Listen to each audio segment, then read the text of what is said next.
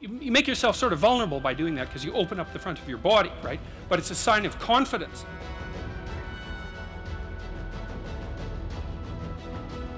First of all, you need to know them for your own life, because you got to know that there are differences in intelligence. It's really important. If you go into a job and you're not smart enough for that job, you're going to have one bloody miserable time, and you're going to make life wretched for the people around you because you won't be able to handle the position.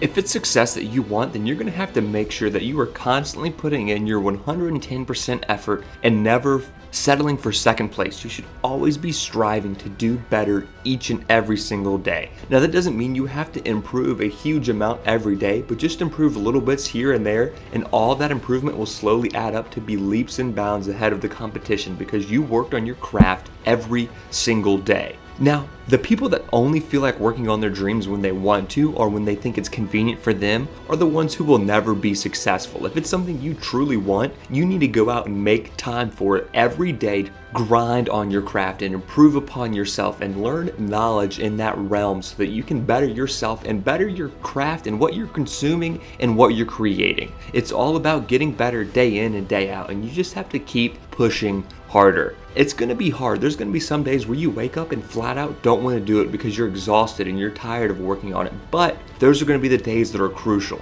because if you can work on it when you don't want to and when you're exhausted, then it's going to be so much easier when times get worse because you've gone through the hard times, you've pushed through it, and you've persevered through the hard times, and you'll be able to become successful and look back and realize all of it was worth it in the end. All that time, energy, effort put into it will become worth it. If you concentrate solely on your career, you can get a long way in your career. And I would say that that's a strategy that a minority of men preferentially do. That's all they do. They work like 70, 80 hours a week. They go flat out on their career. They're staking everything on the small probability of exceptional status in a narrow domain. It governs status, emotional regulation, and posture in lobsters, just like it does in human beings. And so that would just blew me away. And so one thing that chapter 1 is about is the fact that if a lobster is defeated in a dominance battle, you can give it essentially antidepressants and it will fight again. You can work on micro habits with regards to your conscientiousness, and I think the best micro habits, this is partly to do with this future authoring program processes, I think the best thing you can do with regards to your conscientiousness is to set up some aims for yourself, goals that you actually value.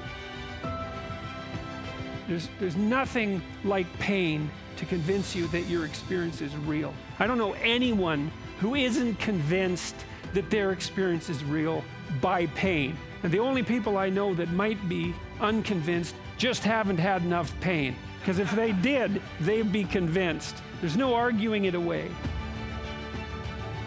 And I really believe this because I've watched men and women go through their careers now for a long period of time. And one of the things that, there's lots of things that produce this, but one of the things that I've noticed is that mostly women in their 30s bail out of unidimensional careers. They won't do them. So then if you stand up in the audience and challenge my beliefs and show that I'm wrong, you might say, well, I get upset because I'm wrong. But the more accurate reason that I get upset is because you're indicating to the crowd that my position in the hierarchy of authority is invalid. And by doing that, you lower me in the hierarchy and you mess around with the neurochemical systems that are regulating my emotions.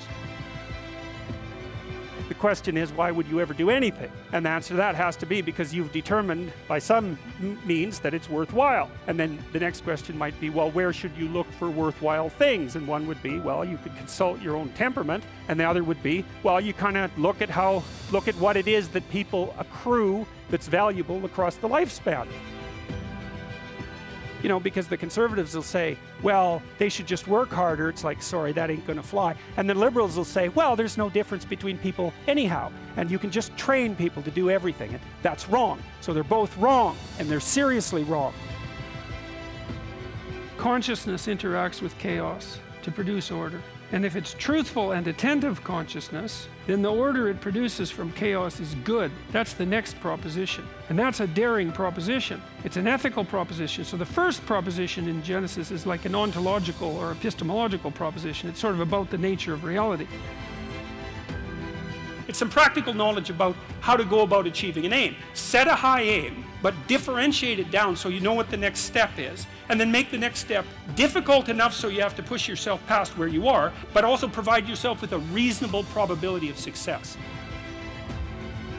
Thank you all so much for watching this video. If you haven't already, please go ahead and like the video, subscribe to the channel, and let us know what you thought down in the comment section below.